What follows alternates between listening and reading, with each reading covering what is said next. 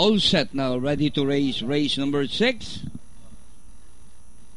The favorite, Star of Manila.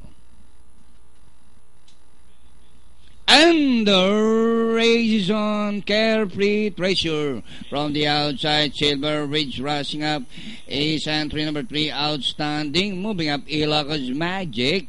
Carefree Treasure followed by Ilocos Magic. Sweet Julian, Outstanding. Silver Ridge came passable kay Aquino alongside the Sarjun. Entry number 1, Sormin Norman, Star Manel.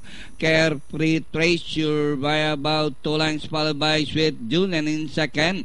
Ilocos Magic racing third, fourth came possible, and on the outside fifth, Silver Ridge rushing up, Outstanding, Star of Manel, Bideral, Sormin Norman, kay Aquino and the Sarjun is now bring up the rear. Carefree Treasure Bahapalan, Sweet Julian is on the outside.